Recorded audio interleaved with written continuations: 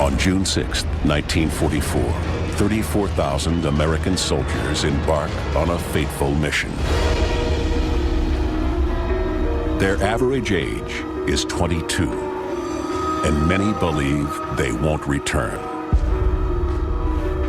I wrote a letter home to my sister. Don't expect me to come home. I expected to die. 1944, the Nazis occupy Europe. The Allies launch the biggest attack ever from the sea against a coastline heavily defended by German forces. It's the best chance to liberate Western Europe. But for the soldiers, even making landfall is a battle for survival. You've come all the way to Omaha Beach. Yet as you come off that landing craft, you don't make it this far.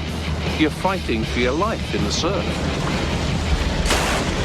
This is the epic story of the 12-hour battle for Omaha Beach. They knew in their heart that they were doing the right thing, not only for their country, not only for their families, but for the whole world.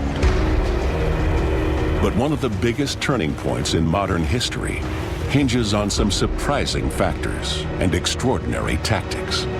It depends not just on manpower and advanced weapons, but on magicians and outlandish inventions, like tanks that can swim, exploding paratroopers, and on spies sending secret messages by pigeons. It's a battle where the lives of thousands of American soldiers hang on the accuracy of a weather forecast or the design of a parachute buckle. Yet despite ingenious tactical devices and strategies across 1,000 feet of exposed sand, the most powerful weapons of warfare are still leadership and bravery.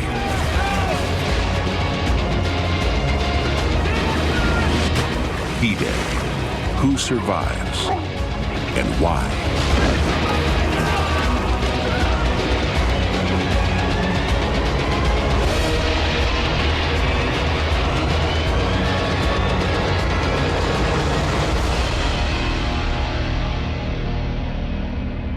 Five years into World War II, the future of Europe hangs in the balance.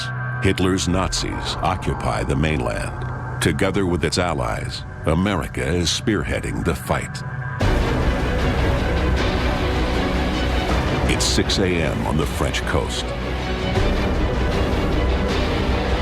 8 companies of American troops, the first wave, wait to go into battle. As they approach the landing beach, codenamed Omaha, hundreds of men are praying, knowing that what awaits them is a wall of guns, a killing zone, and possibly death.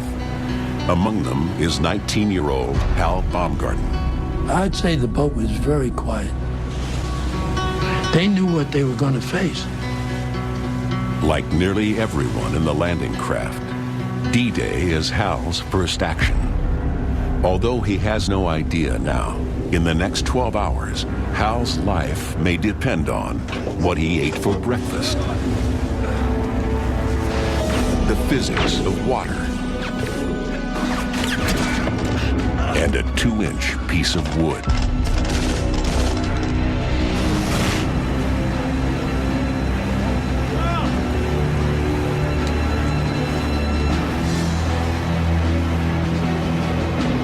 Just a year earlier, Hal was studying at New York University.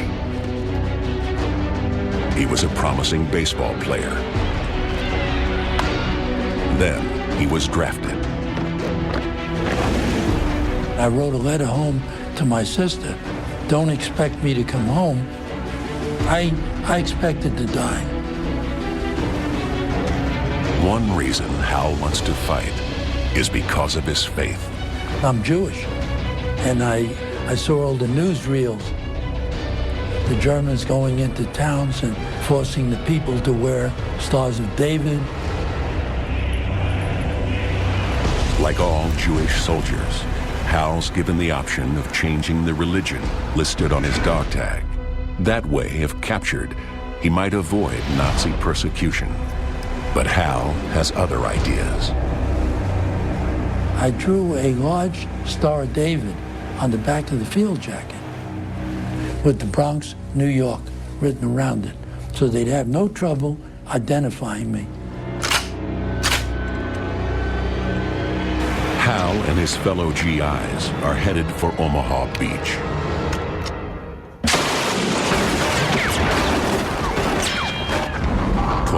Germans have guns positioned on the dunes overlooking the shoreline. They're armed with the Nazis' devastating new weapon, the MG-42. It's the fastest firing machine gun in the world, double the speed of the American Browning machine gun.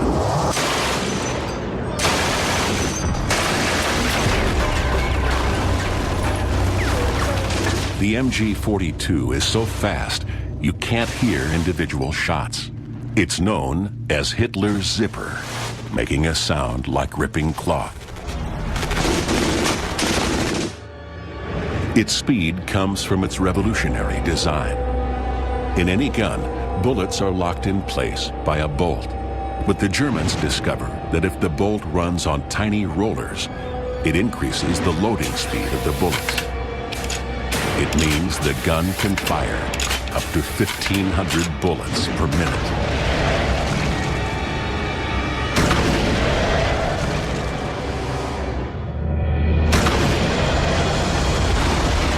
That's 25 bullets a second at a speed of over 2,000 miles per hour, heading straight toward Hal's boat.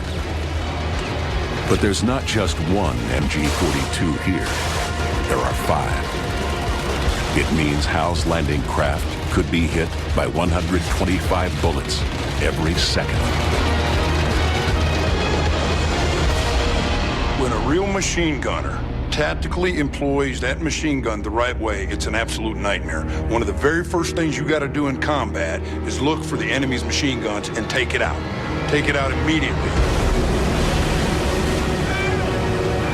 Hal and the men must somehow take out these guns. They approach the beach under the intense fire. They're taking on so much water in the heavy swell, they're starting to sink. And their lurching boat triggers another problem: seasickness.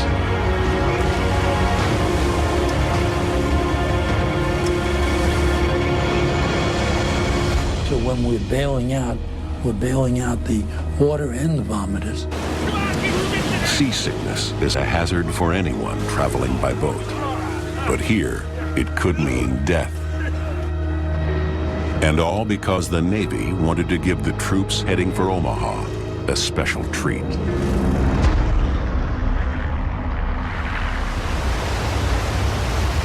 Sailing over from England, the Navy crews decide to give the soldiers a hearty pre-battle meal. A smorgasbord of steak, pork, chicken, sausages, beans, bacon, eggs, ice cream, candy, and donuts. All washed down with coffee. And don't play with it, just eat it. The Navy believes a full stomach will raise the soldiers' morale. You gonna eat that?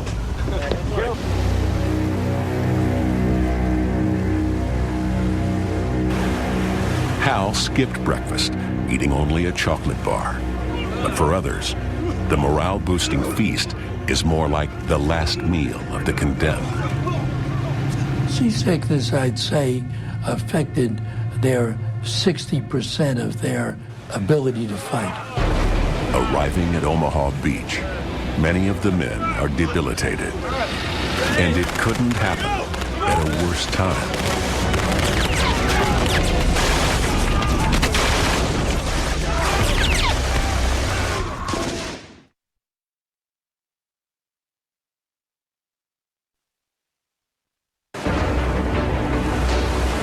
D-Day, 6:38 a.m.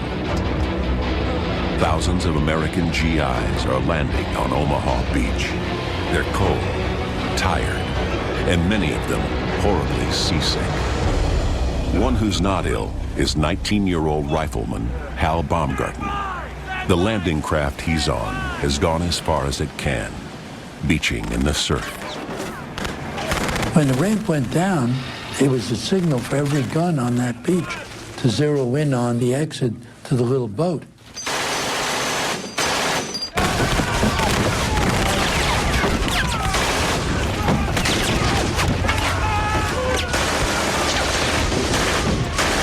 German machine gun fire sprays the boat's exit ramp, cutting the men down mercilessly. The only chance of survival for the GIs is to do one thing they've been told not to do: jump over the side. And I dove in.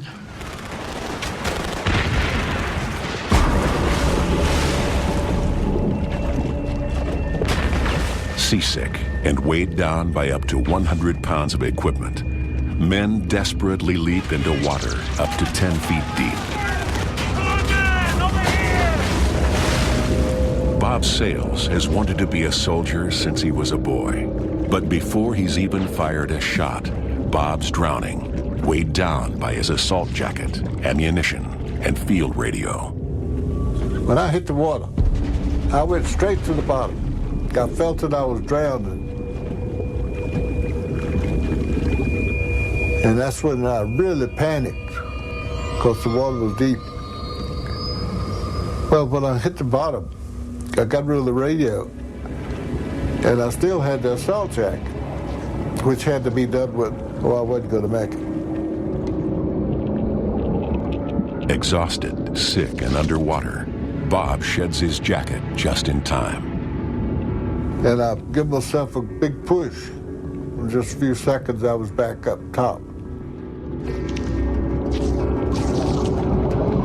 Those soldiers who escaped death in the water learned a bitter lesson that day.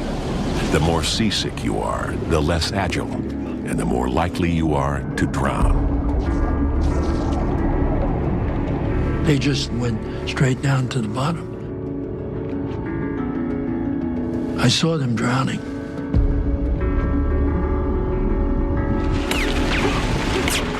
Hal only ate a chocolate bar for breakfast and wasn't seasick. But like all the soldiers who haven't drowned, he faces another danger in the water. Relentless streams of bullets traveling toward them at 3,000 feet per second. Surviving this mayhem comes down to a surprising law of physics, because it's the water that can now save them. Behind the side of the tractor, basically. Okay, so everyone's... Charlie Adcock is a ballistics expert carrying out an experiment to find out what happens when bullets from an MG-42 hit the water, and he's using 21st century technology to do it. What we've got here is a high-speed camera. It's going to slow time down effectively 120 times.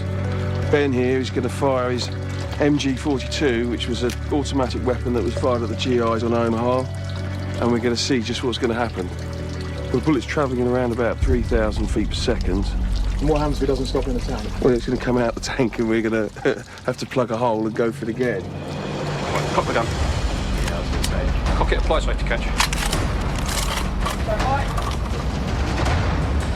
Sensors completely got it. 3, 2, 1.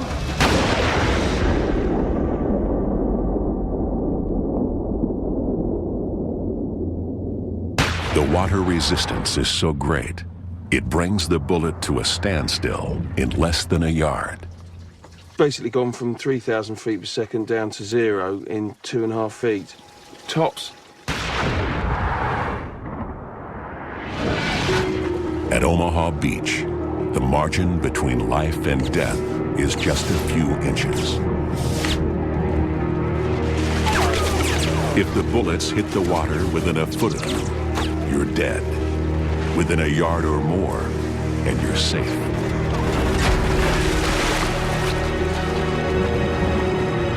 The soldier's mission is just 2 minutes in. Of the 1,450 soldiers that came in that first wave on Omaha Beach, it's estimated that over a third were casualties within the first hour.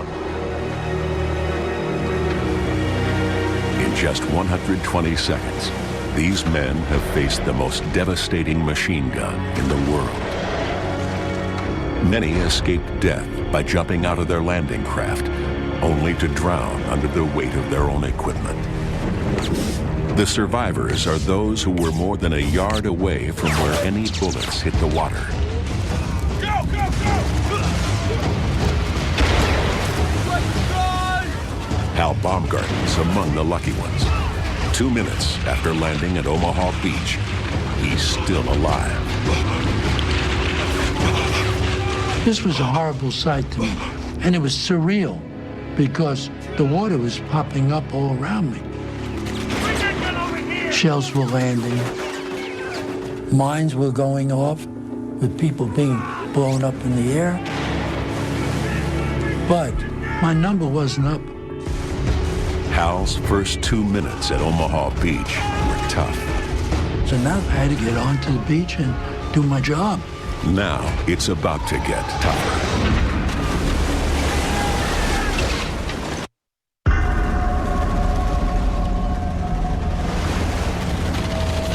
June 6, 1944. Omaha, the bloodiest beach on D-Day. It's now 6:42 a.m., 10 minutes since the start of the landings. And things are going badly.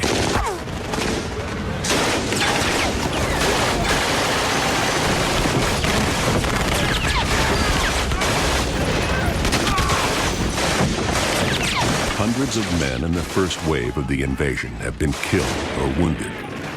Many others are sitting ducks in the water, and they haven't even reached the hardest part, the beach.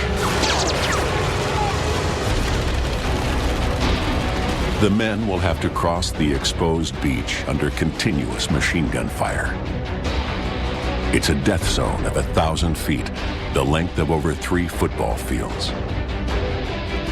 At different stages, they'll face different dangers. For the first 600 feet, they'll have to get past obstacles like hedgehogs and snakes. At 800 feet is a seawall and rows of barbed wire. Then minefields with 17,000 mines. Finally, after 1,000 feet, they'll reach the dunes at the back of the beach. Only then can they start to attack the Germans. Very surreal. You're crossing that beach. You've seen it in movies, but never happening to you. This is happening to me. The infantrymen are alone and unprotected on the beach, but there is a plan to help them with tanks. If the Allies can get tanks on the beach before the soldiers, they will give cover and can attack the German defenses. But landing craft carrying tanks are vulnerable. They need a way to get tanks ashore on their own. So Allied inventors come up with an ingenious idea. A tank that swims. This is a duplex drive, or DD tank. An amphibious assault vehicle. The DD tank was the kind of crazy idea that springs up in wartime. It was a Rube Goldbergish device. It was a regular Sherman tank driven by propellers in the water with a canvas screen on it that was held up by pneumatic cylinders. And the crazy thing is, it actually worked. In the months leading up to D-Day, the amphibious tanks are tested and pass with flying colors. They'll be used to sail ashore during the assault, rising out of the water to surprise the Germans. At the start of D-Day, the tanks sit 6,000 yards offshore on giant landing craft. One of the tank commanders is 24-year-old Sergeant Don Lucy. He's from a large Irish family in California, the youngest of 6. Don's a 6'3" gentle giant of a man who loves his German Shepherd, Duke. Everyone knows Don as Babe. Don's job is to put a DD tank onto Omaha Beach as part of a group of 32. Once on the beach, there should be a tank every 50 yards, providing cover for the infantry. But there's a problem. The waves in the channel are up to 6 feet high. The amphibious tanks have never been tested in conditions like these. Whilst they worked on a calm lake or a quiet harbor, it was a different matter when the seas were heavy. It's almost suicidal, yet the planners have no choice. In the weeks before D-Day, the Allies have secretly assembled a huge army in southern Britain. Any delay increases the chances the Germans will discover their plan. Meanwhile, the weather's been bad for days with heavy wind and rain. The Allies can't launch in this. They need better conditions, and soon. This was bad news for the Allied planners because the invasion could not wait. The Germans would find out about the plans. It was a big problem. Suddenly, from out in the North Atlantic, comes secret intelligence. Special naval ships. They're not here to fight, but to measure the wind and barometric pressure. They offer clues about what'll happen to the weather 2,000 miles away in the English Channel. And they send back a tiny but crucial piece of information. The readings suggest a break. One day when the weather will improve slightly. June 6th. The success of the invasion and the lives of thousands of American soldiers depends on the accuracy of a single long-range weather forecast. With the clock ticking, the Allied leadership takes a chance. On June 6th, the weather has improved, but the seas are still heavy. Into these waves, 3 miles from shore, Don Lucy's landing craft launches its DD tanks.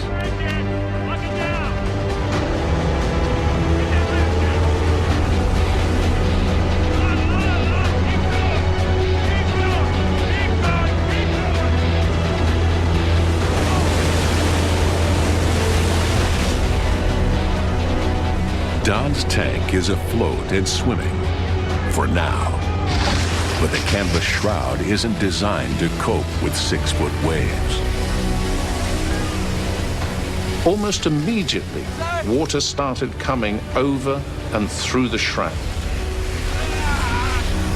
And the crew started to bail, not only to save the tank, but their own lives. Once the shroud is breached, the water's impossible to keep out. The tank starts to sink. The driver to get out of a DD tank had to get out a hole like this. It's not easy. The crewmen are outside. They have a chance to get out. The driver doesn't. Of 29 DDs actually launched into the sea off Omaha Beach, 27 sink. Of the other tanks that reach the beach, most are destroyed. Because he wasn't in the tank, Don Lucy escapes. But 33 other crew members aren't as lucky. The failure of the amphibious DDs to make it ashore means the men on Omaha Beach are on their own. They'll now have to fight their way across the sand and take out the impregnable gun positions without the tanks to protect them. And they were going to lead us off the beach, but it wasn't to be. On the beach, the body count continues to rise. But it's not the only story unfolding at Omaha. 7 a.m. D-Day. A half hour since the landings at Omaha Beach started. 18-year-old German conscript Franz Gockel has been shooting at American troops continuously since the Allied invasion began.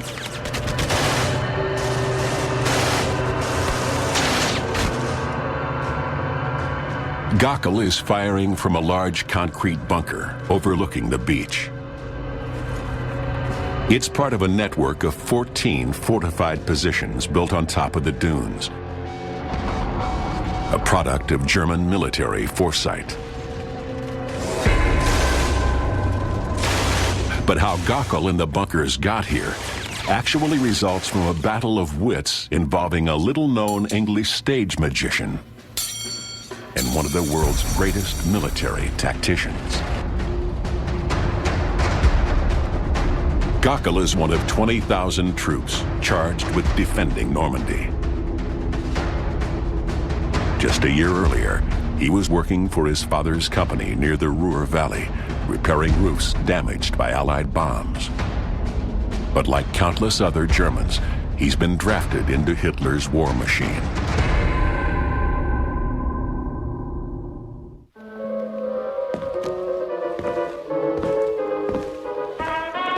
For Franz Gockel, this bunker is also home.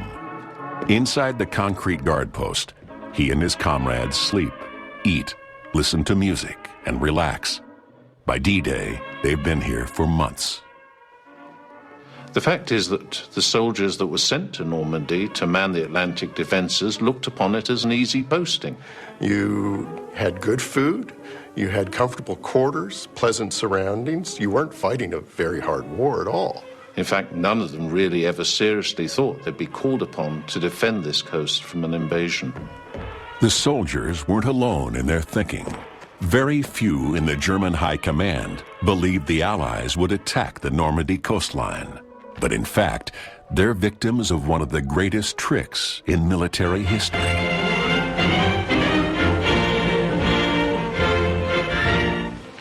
I'm old enough to shave, you know. You might not. And this is the man who helped inspire it. And if you'll pardon me, I'll just take my medicine. Jasper Maskelyne is a professional conjurer and illusionist. Jasper Maskelyne was from a family of magicians, a long line, a dynasty, if you like, who'd been famous throughout the Victorian era. When war breaks out, Maskelyne wants to use his magic skills to help fight the Nazis. And there she is.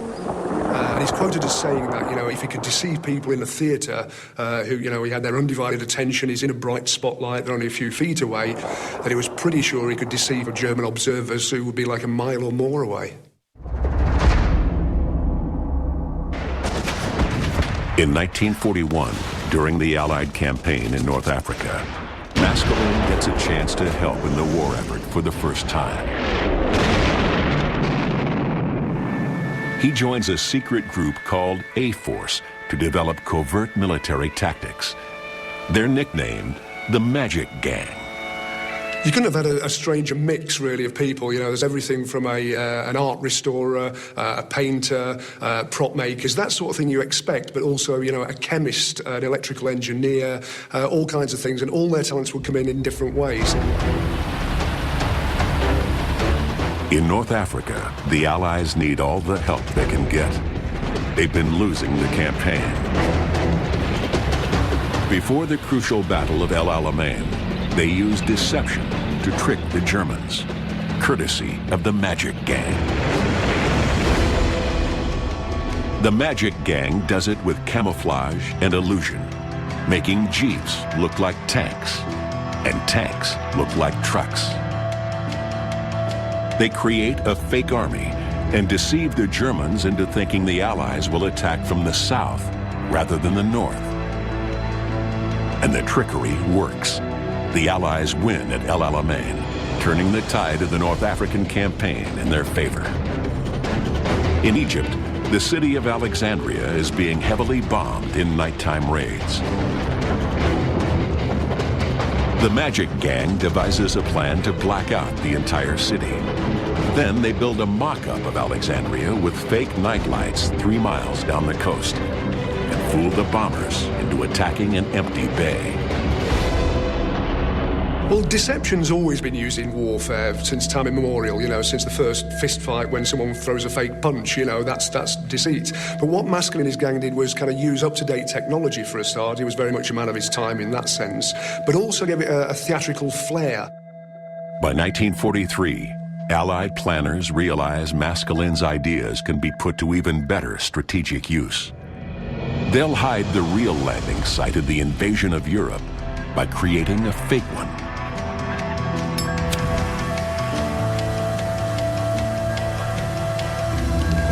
The Allies want to invade the Normandy beaches.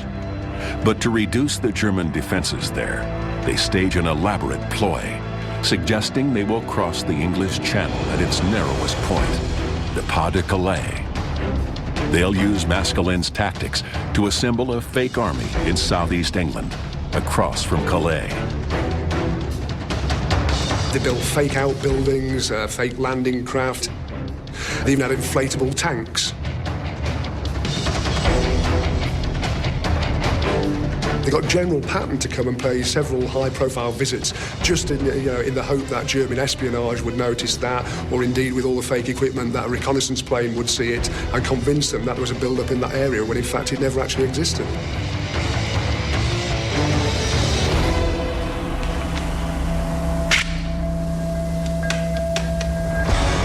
The Germans fall for the Allies' trickery. In the months before D-Day, the Nazi command moves most of its feared tank divisions and much of the infantry 150 miles away from Normandy to the Pas de Calais.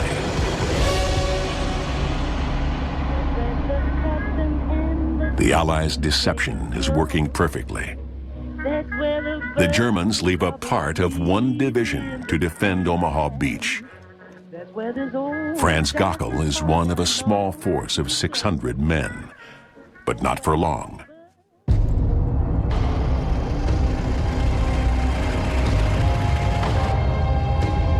Enter Erwin Rommel, commander of all German defenses along the North French coast. Rommel was a boogeyman for the Allies. He was a terrifyingly able tactician. He had an ability to get inside his opponent's mind.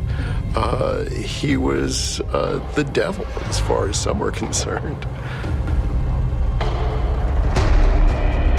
The heart of Rommel's reputation is that he has fought in the desert with minimal resources and defeated the Allies time after time. Rommel isn't a typical soldier. He enjoys taking photographs. He loves animals, especially his pet dachshund, Ajax. He even plays the violin. Most important, he's a master strategist and skilled commander.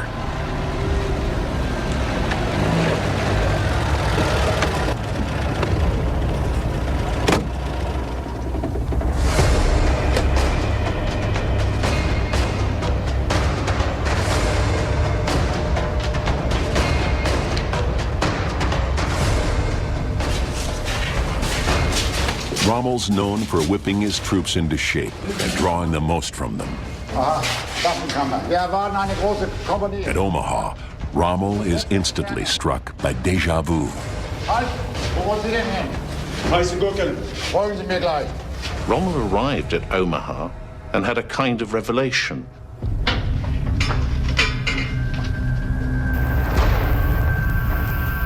It reminded him of another beach he knew. It was Salerno.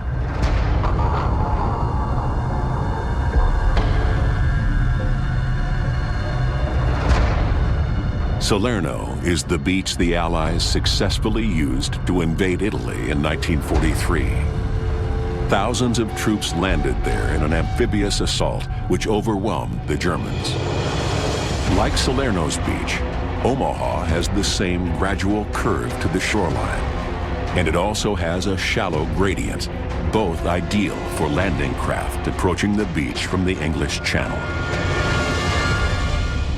Rommel thought that these were exactly the same kind of features that the Allies might choose again when invading France.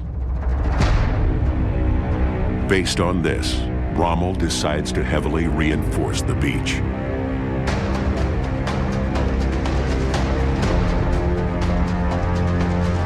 Over the next few months, Omaha Beach undergoes a transformation. The bunkers are upgraded into fortifications. In just 6 months, Rommel increases the number of defensive obstacles on the beach to 3,700, one for every 2 yards. And then he sends more troops to Omaha, many experienced war-tested veterans, doubling the number of defenders on hand to 1,200.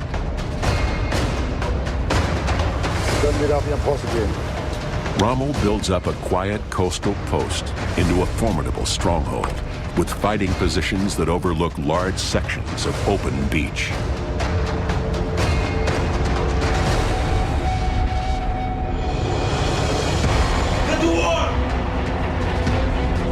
On June 6, 1944, Rommel's suspicions are confirmed.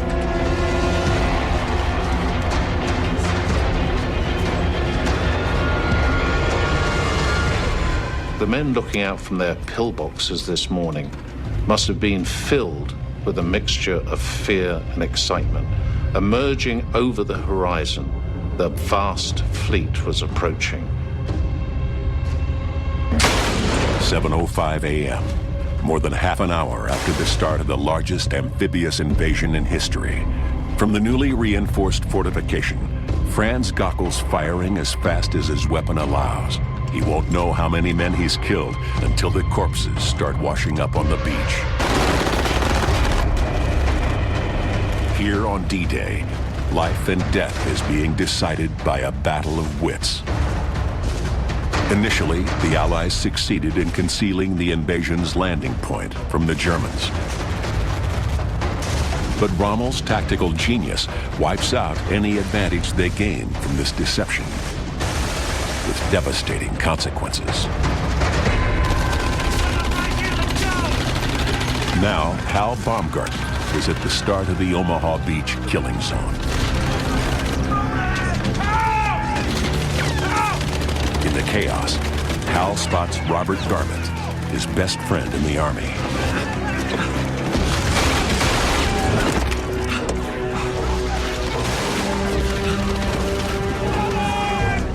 I looked down, and there was Robert Garbutt. And that really got to me because I had tears coming down. And the tears were bloody from my face. For the American soldiers, the early hours of the invasion of Omaha Beach is pure hell. But it wasn't supposed to be this way.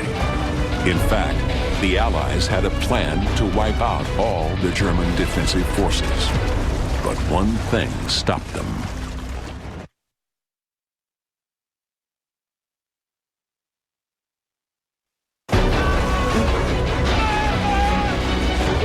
Hal Baumgarten is a 19-year-old GI from the Bronx. He began D-Day thinking he might die. Now, 30 minutes after the invasion starts, he's sure he will. It's 7:10 a.m. Hal's at the start of a 1,000-foot-long killing zone on Omaha Beach. Between him and his objective, the dunes at the back of the beach, are 3,700 defensive obstacles, thickets of barbed wire, and 17,000 landmines. To survive, he must evade them all, while under a constant barrage of machine gun fire from the cliffs. What is interesting in standing on the beach here at Omaha is there is absolutely no cover at all. There might have been a few obstacles on the beach, or being able to shelter behind your dead comrades, but meanwhile the German gunners from the cliffs up there would be firing at you. It must have been horrendous. Hal must run the deadly gauntlet without any covering fire. Around him is not only violence and carnage, but madness. He sees a soldier he recognizes. And he was without his helmet. He had a gaping hole in the left side of his forehead. His hair was streaked with blood. Knelt down, started praying with his rosary beads, and the machine gun up on the right cut him in half. Horror to see the body parts of people that we all knew. You could smell the burning flesh. There were men yelling for their mothers. It was a horrible scene. A horrible scene that's about to get worse. Among the others witnessing the chaos is a young medic, Virgil Mounts. While not yet 20, like some other soldiers at Omaha Beach, Virgil has a secret. He's underage. Virgil Mounts was only 15 years old. He lied to get in, took his brother's license. He never should have been here. When he should have been back home in school, the 15-year-old Virgil is responsible for saving lives on a battlefield. The shells started coming in. Under heavy artillery fire, Virgil's job is to patch up injured men so they can keep fighting. He called for medics to help him, and Virgil Mounts got up, went over.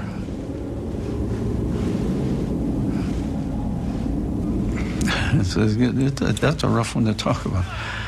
Went over, trying to treat this wounded man. The shells were still coming in.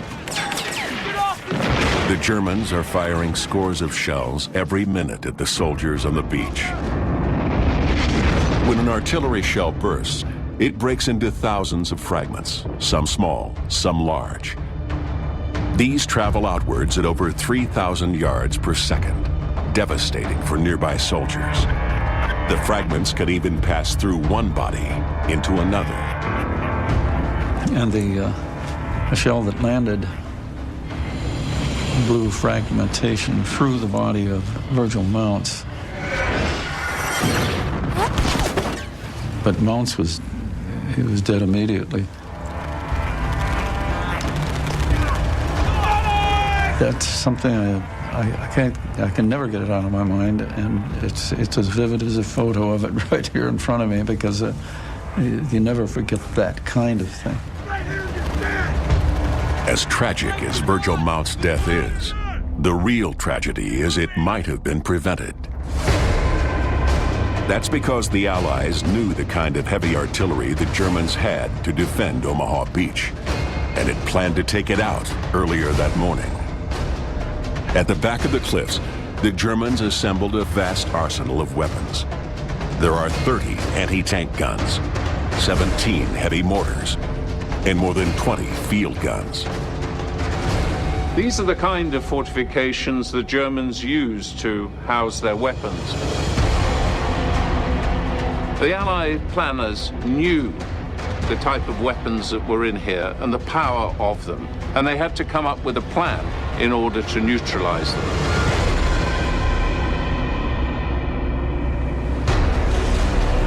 Early on the morning of D-Day, Allied planes depart to bomb the German defenses at Omaha Beach. 446 planes, armed with 13,000 bombs, equal to 1,000 tons of explosives. It promises to be the greatest example of precision bombing in history. The Air Force boasted they were so accurate, they could hit a pickle barrel from 10,000 feet. And this was a chance to prove it. But with low, thick clouds, the bombers have to rely on radar, a relatively recent invention, to hit the coast. The Navy doesn't trust it and is worried about the bombs hitting the Allies' own ships waiting in the ocean. When the Allied heavy bombers approached the beach, the cloud cover kept them from seeing their actual target. Because of the threat of them actually dropping short and hitting the fleet offshore, they'd been told to delay. Wait until you're certain you're over the beach. Wait for 5, wait for 30 seconds, then drop. A delay of a few seconds can change everything. For a bomber at 10,000 feet and traveling 150 miles per hour, a 5-second delay means its bombs will miss their target by a quarter of a mile. A 30-second delay, and it misses by 1.5 miles. 13,000 bombs were dropped that day, but incredibly, not a single one hits Omaha Beach or the guns overlooking it. It's the single biggest failure of the Allied plans for D-Day. Oh my God, nothing is working. it was going to be one of the worst days. Hal Baumgarten is at the start of the flat, exposed beach.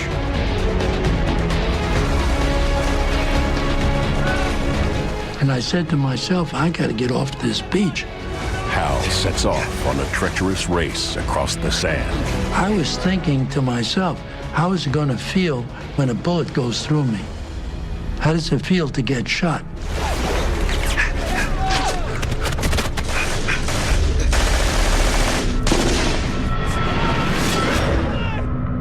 And I heard a loud thud on my right front.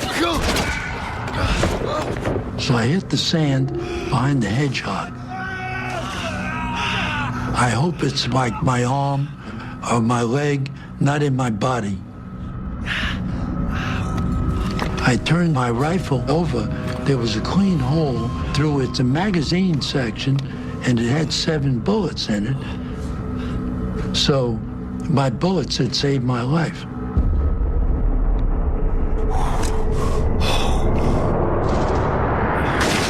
Saved by a magazine of bullets. A remarkable stroke of luck. By 7:30 a.m., the end of the invasion's first hour, the battle for Omaha Beach is an all-out disaster for the Allies. But as bad as it is on the beach, 4 miles up the coast, other American soldiers, elite forces, have embarked on a suicide mission, the most dangerous of D-Day.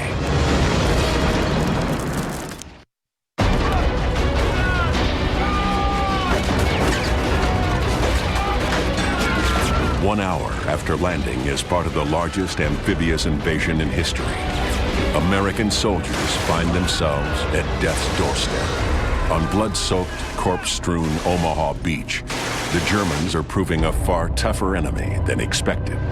Along the coast are a number of large weapons hidden high on a rocky outcrop. Among them, 5 huge 155mm German artillery guns, which can obliterate anything within 15 miles. They can pummel Omaha and nearby Utah Beach, as well as demolish Allied ships arriving to support the invasion. Those guns could have taken out the transports as they approached the coast. Each transport is packed with thousands of troops, and within that 15-mile radius, they are all vulnerable. The artillery guns must be destroyed, but they're perched on top of 150-foot-high cliffs. The job of taking out the guns calls for a special breed of men. Men trained for high-risk suicide missions. We knew it was going to be dangerous. We believed that we were able to do the job. This is part of commando training. You can do anything, we were told.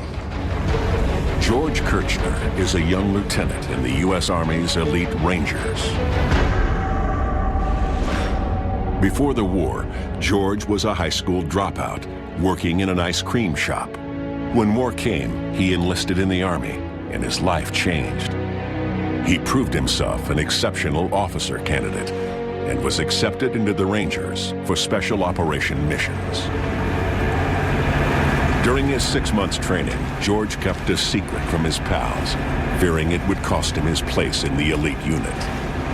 But now, just moments before landing at Omaha Beach, he discovers he's not the only one. It became more important to see the enemy and shoot them when they're shooting at you. The Rangers must scale 150-foot cliffs under constant gunfire. Given the odds, they know many won't return from the mission. Any cliff assault is challenging, if not probably one of the most difficult objectives to take. You have to climb 150 feet to the top of the cliffs whilst being shot at. And then once you're at the top, you have to fight your way to the guns themselves. I'd say in a complexity of 1 to 10, 10 being the highest, it would be at number 10.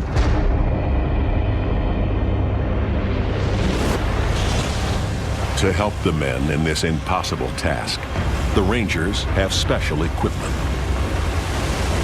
While they were training back in England, they were building rocket-powered grapnel hooks fired from mortar tubes.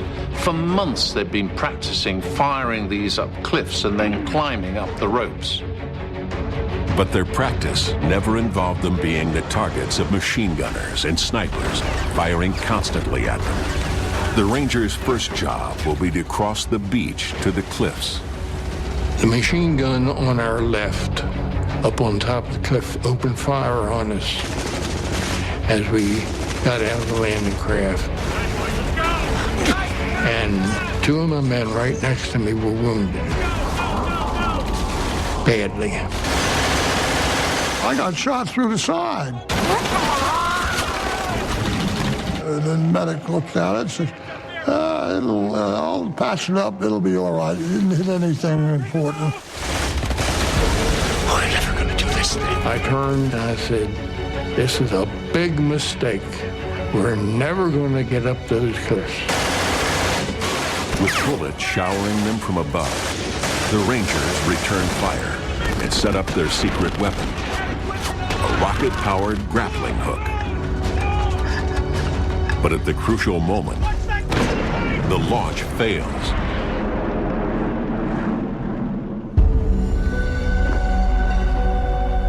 This is an experiment to explain what happened, using an exact replica of the grapnel firing mortar.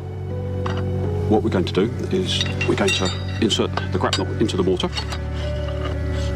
and we're going to launch this up this cliff face, which is very similar to the cliff face at Pont de Hoc, and we'll see what happens. 3, 2, 1.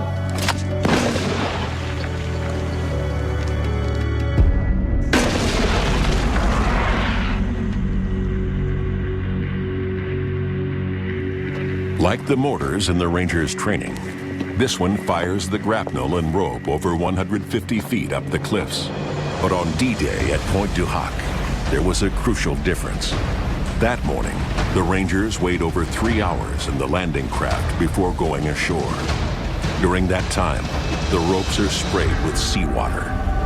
What we're going to do here now is we're going to soak this rope down with water so that we can reproduce the actual conditions that happened on that day.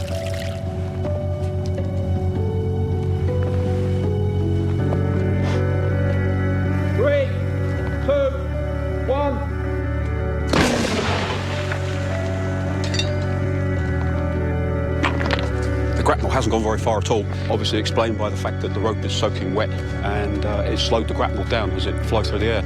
Just a few hundred fluid ounces of water is enough to prevent the grapnel from reaching the top. At Pont du Hoc, it's the difference between success and failure. So yes, it's to me that's what happened on that day. That was one of the problems that they had. But of the 60 ropes the Rangers have, 19 are dry enough, and a handful of grapnels make it to the top of the cliffs. Kirchner is up one of the ropes immediately. I just went. Even though the rope was wet, it didn't bother me. I probably went up in 15, 20 seconds.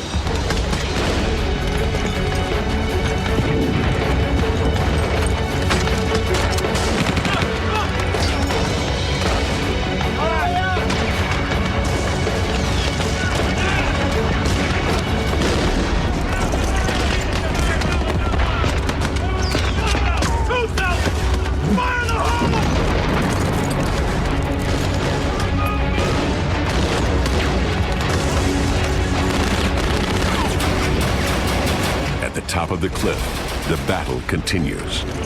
Breaking through, the surviving Rangers fight their way to the guns. Finally, they find them. But Kirchner and his comrades are in for a shock. The Rangers have fought through heavy gunfire and taken 20 casualties getting there, only to find the Germans have tricked them. There are no artillery guns, just a pile of telegraph poles. It's a gun, not a gun! Here were crack troops who had been preparing for this for months. They were determined to succeed. They were pumped up with adrenaline. And finally, they reached their objective to find it was all in vain. They must have been gutted. The demoralized Rangers now realize they face an enemy with fearsome firepower, while also skilled in deception. It's an enemy that's about to unleash its full arsenal on Omaha Beach.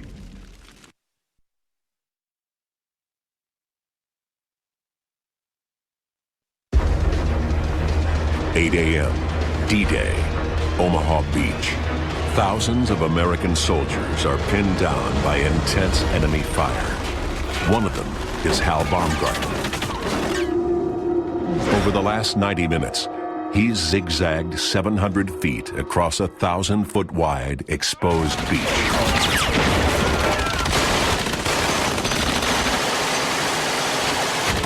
Along the way, he's seen men cut down by machine guns, nearly drowned, while he's escaped death by inches.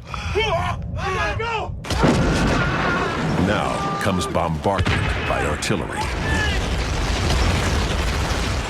It was very, very frightening.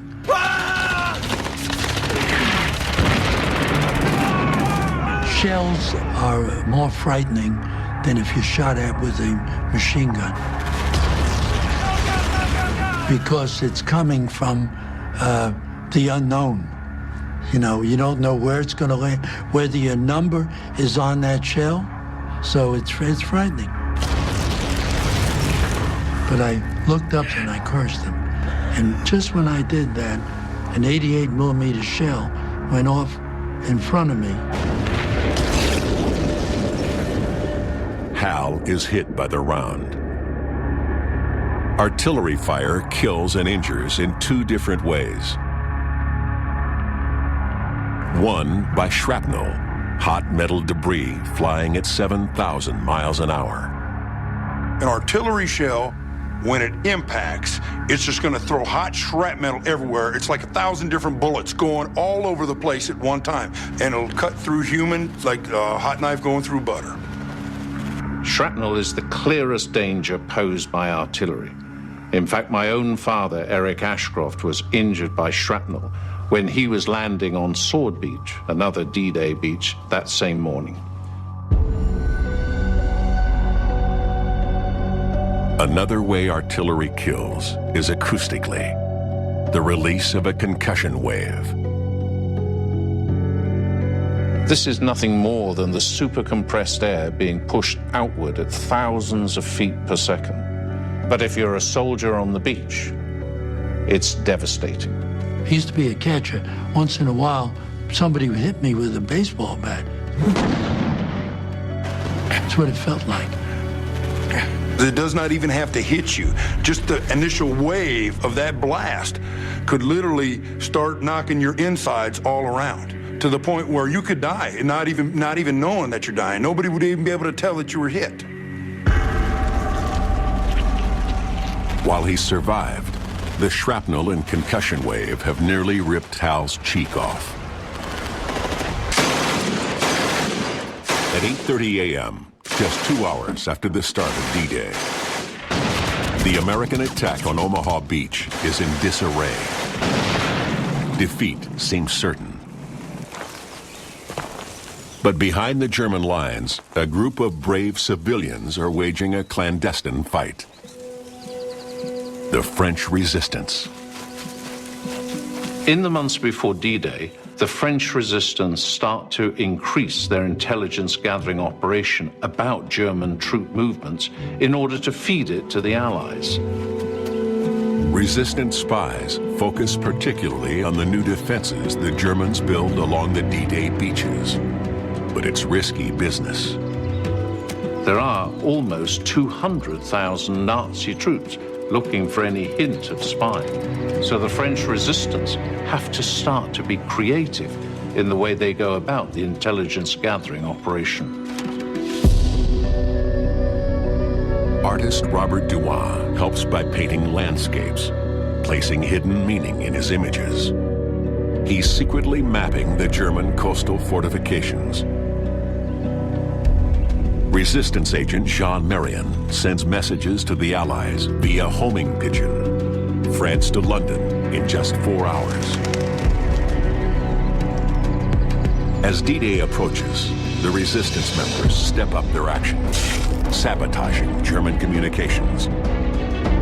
They destroy telegraph lines and blow up trains.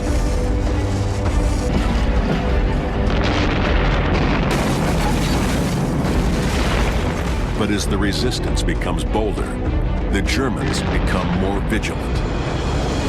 In the weeks prior to D-Day, the Germans strike back with a vengeance. They shoot the spy pigeons.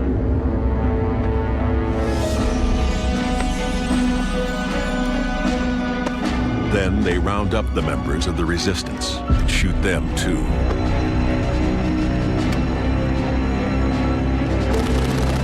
By then, the resistance has done its damage. On the beach, without communications, the Germans find it harder to bring in reinforcements. If only the Allied forces can break through at Omaha. But for Hal Baumgarten, the battle there is going from bad to worse. Severely injured by artillery fire, his only refuge is the seawall ahead of him. Some 800 feet along the 1,000-foot wide beach. Here, the survivors gather, their hopes fading.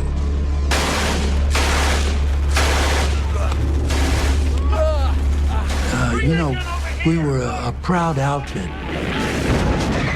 Well-trained, well-disciplined. We thought nobody could defeat us. There were these guys stacked up, dead. And of course the blood was all over the place. And the body parts, it was horrible.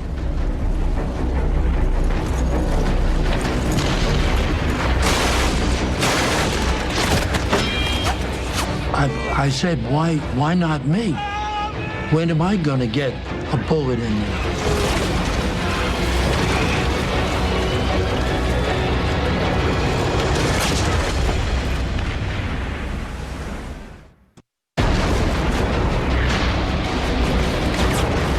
.30 a.m., Omaha Beach.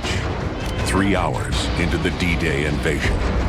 The American assault is disintegrating under the rain of German bullets and bombs. Among those struggling to survive, 19-year-old Sergeant Bob Slaughter. I was a student, and I hadn't finished high school. We decided that we would like to have an adventure, I guess. We got more than we had bargained for, I can tell you.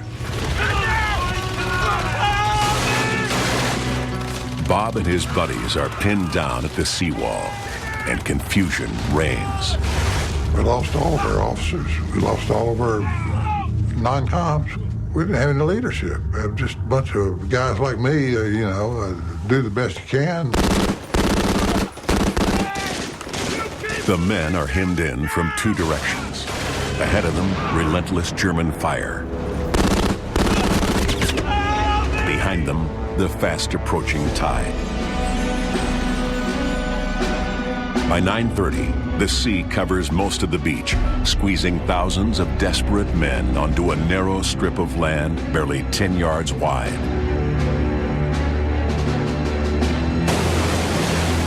Hemmed in, under fire, the men are easy targets for the German gunners. But there is help from other Allied soldiers inland.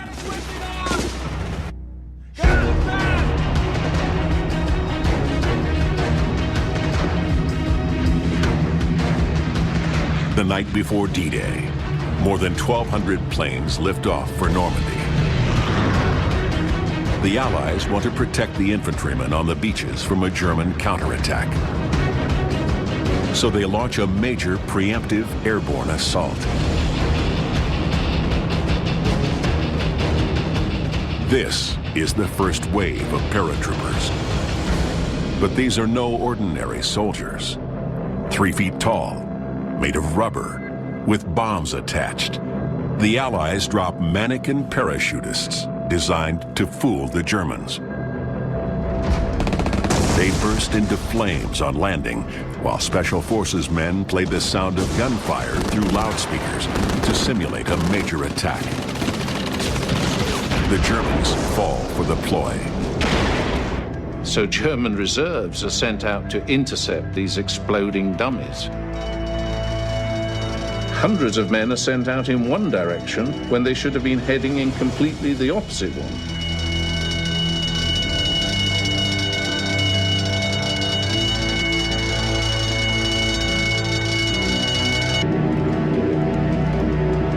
Now it's the turn of 13,000 real paratroopers.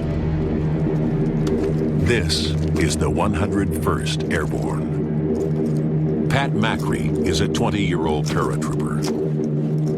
By the time he returns to England, 1 in 5 of his comrades will have been killed or wounded. Pat's plane nears the drop zone.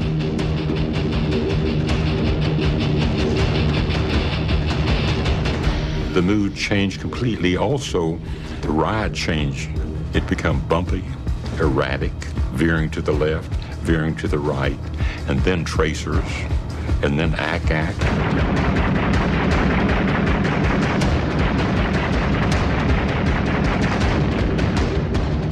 Stand up! Hook up! Stand up! Hook up! Stand up! Crossing themselves, saying prayers, realizing that this is it. Check the man on the front of you and you hit him on the back. It's okay! I'm okay! We're okay! Is everyone okay? Hell yes. Stand at the door. And there's hardly any pause. Go! Almost as one, like a liquid poured out of the plane. All of a sudden, the static line grabs and it whips you, it pulls you back, and there's a tremendous jerk. And then I had a sense of quietness and peace.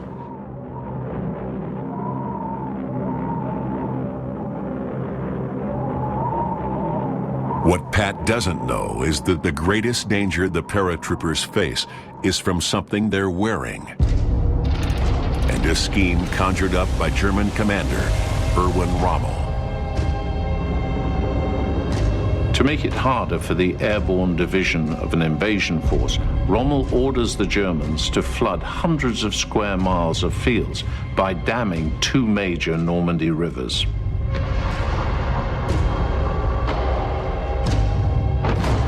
Hundreds of paratroopers now land in water, dangerous enough on a normal parachute jump.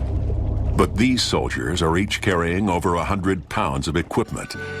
Each one's survival depends on escaping his harness. On D-Day, Allied paratroopers landed on either side of the beachhead. Americans on one side, British on the other. The American equipment was released with 3 buckles and a strap. The British had a single quick-release mechanism that enabled them to get out of their harness.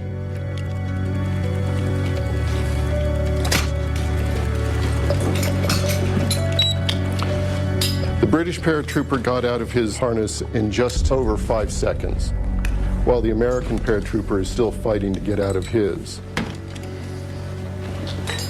The parachute entangles the men.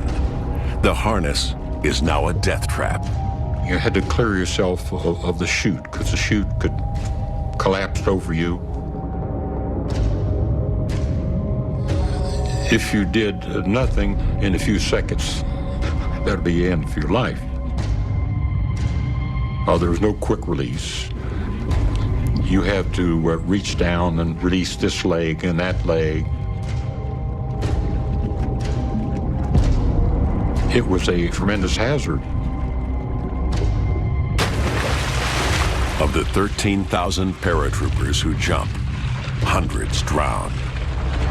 We lost a lot of soldiers, good people.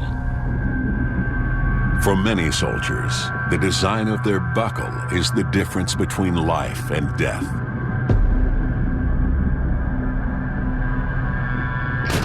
As in any battle, some small twists of fate have the greatest of consequences. But back on Omaha Beach, one quality found on the field of battle is about to change history: sheer bravery.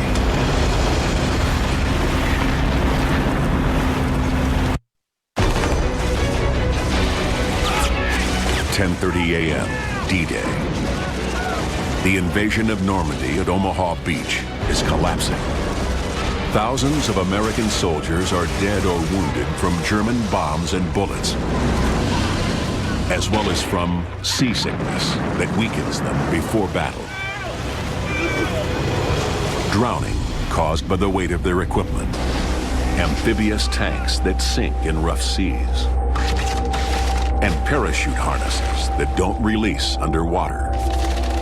The soldiers fighting back face incredible odds. On the beach, injured Private Hal Baumgarten sizes up the situation.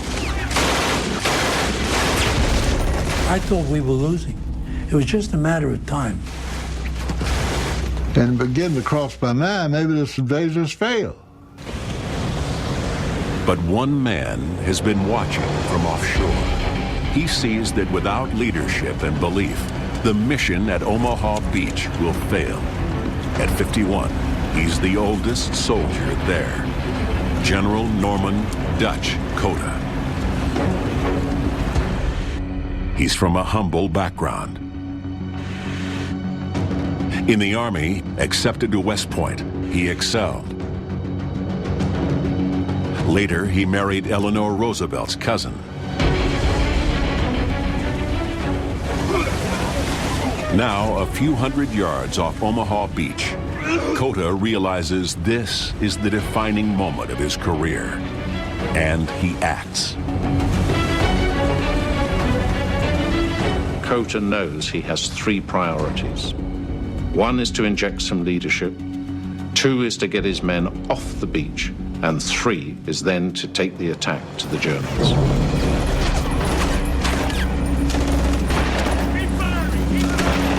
Once ashore, Cota takes control. Suddenly, some of my men, they said, "Hey, Captain, look at that guy down there." And I looked down the beach about 100 to 150 yards, and here was a man waving a cigar, and he was yelling at people on the beach. It was hard to believe that somebody was running across that beach, because the beach was still active with firing. Even at that range, he looked a little rotund compared to most of us, and we said, "Wonder what he is." The man was fearless.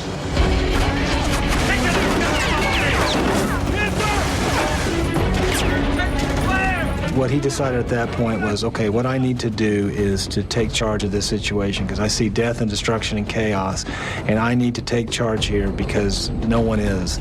We're gonna get to that desert and we're gonna break out of this beach. Cota was up, he was talking, he was encouraging the people, imparting some of his bravery into them. He said, "We can't stay here. We got to go inland." As he was leaving me, he turned and said, "I know you won't let me down." But leadership also requires strategy. Just beyond the seawall, there were two lines of barbed wire.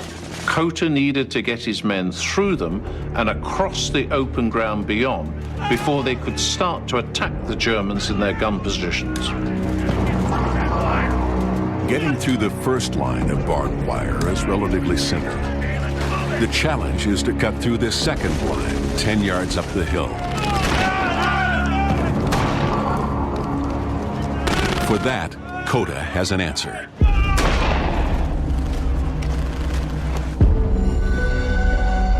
Right, what we've got here is a Bangalore torpedo.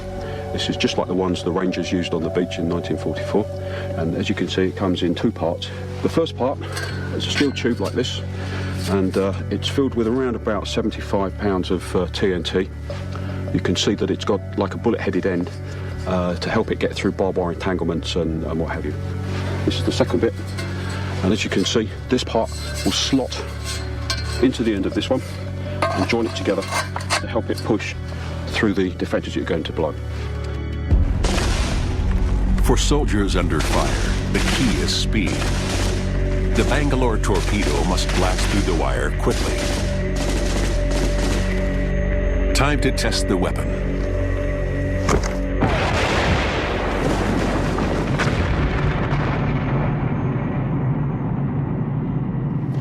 Well, the Bangalore torpedo has blown a channel right through our barbed wire entanglement, actually blasting both sides of the barbed wire, either side of the channel. You can actually smell the explosives on it. You can see the discoloration, and it's just cut it. It's gone.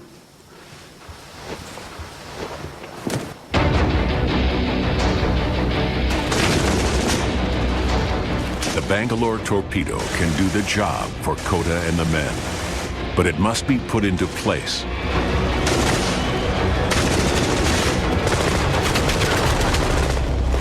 And the first men to try to do it have just been killed.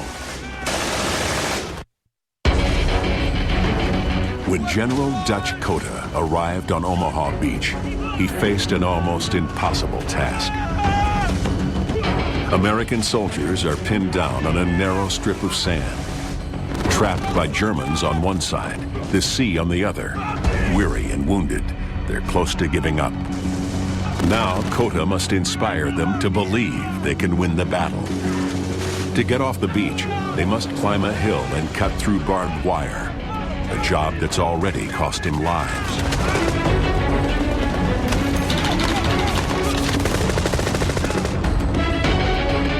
Help seems just offshore. 12 warships able to fire on the German bunkers in support of the men on Omaha Beach. The captain of one ship, James Sims of the USS Frankfurt, wants to help, but can't. He's under orders to hold off. His job is not to save soldiers on the beach, but to protect the vulnerable fleet of troop ships stationed offshore. For the moment, that leaves General Kota and his men on their own. The first part of Kota's plan to get off the beach works. They blow a hole in the barbed wire barrier.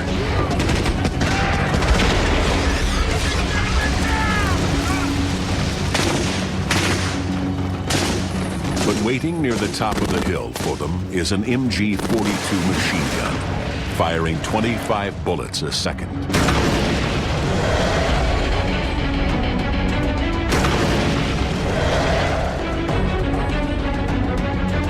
One of Kota's men volunteers to charge the fastest machine gun in the world.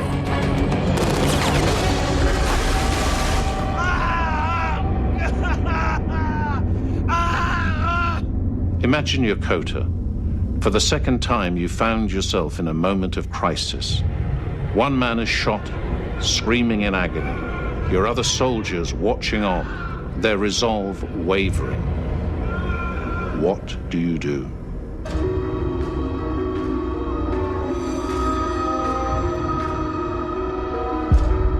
That general knew that he was in command at that time and that he needed to make something happen or they were all gonna die. Kota shows his resolve with a now famous remark. Gentlemen, we are being killed on the beaches. Let us go inland and be killed. He then deploys the best weapon at his disposal, leadership, and is the first to run up the hill.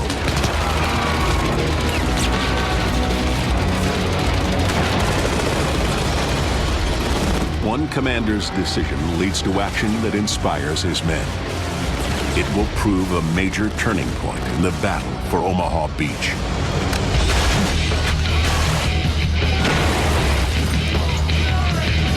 Kota leads the charge. Meanwhile, 10 miles offshore, another critical decision is being made. Out on the ships of the D-Day fleet, some of the senior officers are trying to follow the battle. As this actual footage of the beach shows, hundreds of men are dead or injured on the sand and in the surf. The senior officers are on the verge of giving up. By mid-morning, they're considering whether to move some of the troops they have left onto another beach. The senior officers face a strategic dilemma. Use the destroyers to protect the troop ships, or use them to attack the Germans on the beach. Then news starts to come through that some of the troops are starting to break through the German lines. After hours of holding back, the Navy commanders finally give the order to engage. Commander James Sims of the USS Frankfurt is allowed to head full speed to shore. Full steam ahead. Sims takes the Frankfurt so close to the beach, he risks scraping its hull on the seabed. Just 800 yards offshore, the Frankfurt turns broadside and fires. The attack begins. The shell came over me. You heard whoosh, a whooshing sound, and then boom.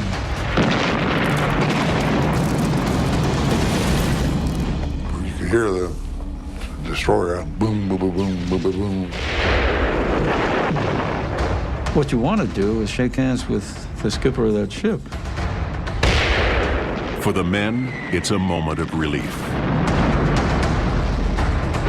11 other warships join in the attack. After hours facing imminent defeat, the battle at Omaha Beach is finally turning for the Americans.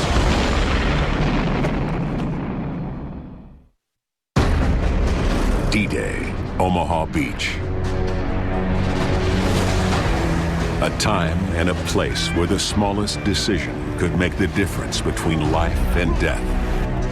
In the boats offshore, do you eat a full breakfast? If you do, it could mean crippling seasickness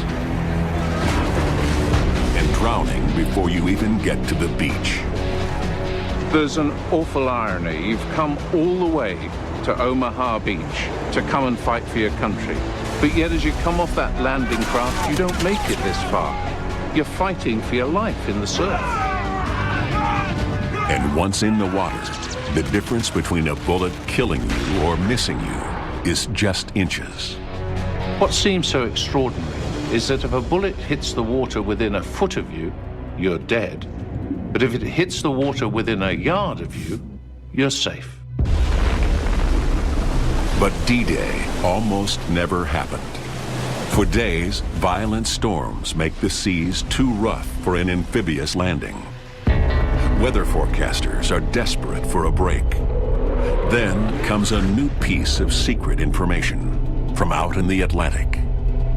The reading suggests there may be a short gap, a single day, when the weather improves slightly. So the lives of thousands of American soldiers is wagered on a single weather report.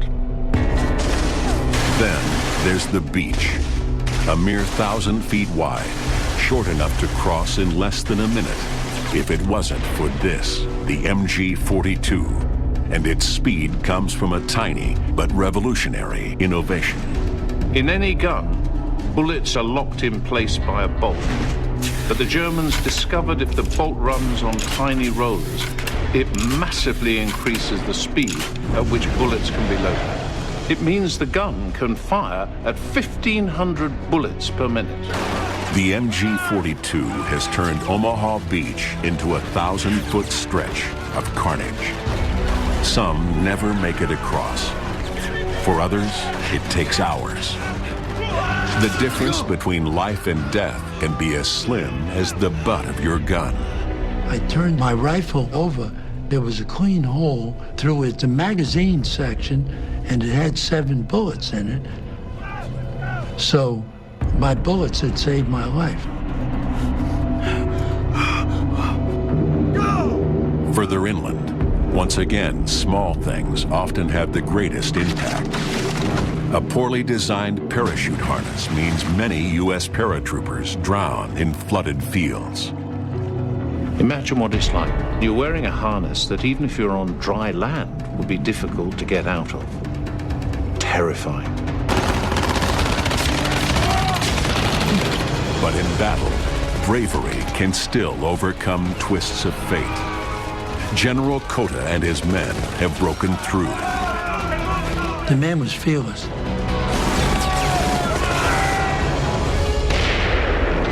Supported by naval fire, they cut a route inland. An army of men can now pour into France. And the liberation of Western Europe begins. What's so astonishing is that in the days after D-Day, 200,000 more men were landed, bringing in 3 million tons of supplies. A logistical exercise that the world had not seen before and has not seen since. This is an aerial photograph of Omaha Beach taken at noon on D-Day. It's high tide. You can see the waves lapping against the seawall, the landing craft, abandoned tanks and vehicles in the surf. But between them, you can also see hundreds of dots. Each one is a body, a dead American soldier washed up onto the beach.